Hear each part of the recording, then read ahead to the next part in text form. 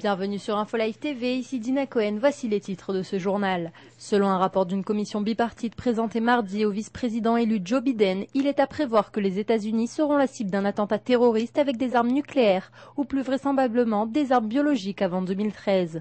Le rapport recommande à l'administration Obama de renforcer les efforts visant à contrer ces attaques et de se préparer à une guerre biologique par des terroristes. Le rapport de la commission sur la prévention de la prolifération des armes de destruction massive et du terrorisme reconnaît que les groupes terroristes n'ont toujours pas les capacités scientifiques et techniques de fabriquer des armes avec des agents pathogènes ou des bombes nucléaires. Il souligne toutefois que cette carence pourrait être surmontée facilement si les terroristes devaient trouver des scientifiques désireux de partager ou de vendre leur expertise. La Commission recommande également à la nouvelle administration de nommer un fonctionnaire au Conseil national de sécurité qui sera exclusivement voué à la coordination du renseignement et de la politique étrangère des États-Unis en matière de lutte contre la propagation des armes nucléaires et biologiques.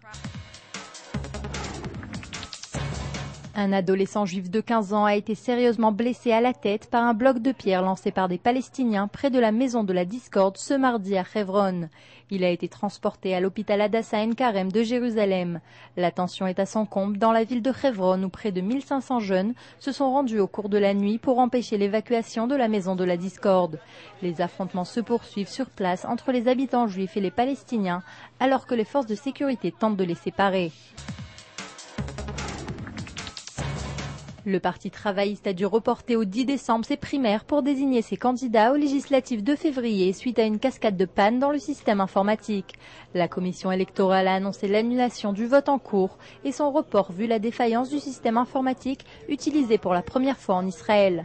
Le prochain vote se déroulera à l'aide de bulletins en papier. Indépendamment de ces incidents, le vote s'est déroulé dans un climat de profonde démoralisation causé par la perte de popularité du parti. Les forces de sécurité israéliennes ont affirmé avoir repéré une cellule terroriste sur le point de tirer des obus de mortier en direction d'Israël. L'armée de l'air israélienne a alors ouvert le feu en sa direction et a touché sa cible. 2 terroristes palestiniens ont été tués dans l'attaque alors que 4 autres ont été blessés. L'attaque s'est produite dans une zone d'où des obus de mortier avaient été tirés en direction du territoire israélien un peu plus tôt ce mardi. Les obsèques des victimes juives des attaques meurtrières sur le centre Chabad de Bombay se sont déroulées aujourd'hui à Jérusalem, Bnei Brak et Tel Aviv. Des milliers de personnes ont assisté aux obsèques du Rav Gabriel Holzberg et de son épouse Rivka qui se sont déroulées à Kfar Chabad.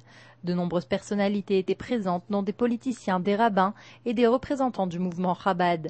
À l'issue de la cérémonie, le cortège funèbre a pris la direction du mont des Oliviers à Jérusalem. Le rabbin Ben Sion Kruman de 28 ans était entré au centre Chabad de Bombay pour la prière de Mincha peu avant l'attaque. Il a été inhumé aujourd'hui à Bnei Brak. Le Rav Ariel Levitch Tetelbaum qui vivait à Jérusalem s'était rendu en Inde pour superviser la cacheroute sur place. Il a été inhumé aujourd'hui à Jérusalem. Rivka Orpaz, âgée de 60 ans, avait fait le voyage en Inde pour rejoindre sa fille et ses 2 petites filles qui étaient en vacances dans le pays. Elle fut enterrée au cimetière Yarkon de Tel Aviv.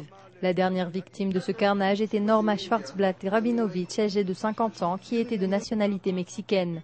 Elle s'apprêtait à faire sa Aliyah et avait décidé d'effectuer un voyage en Inde avant de s'installer en Israël. Elle fut inhumée au cimetière Har HaMenuchot à Jérusalem.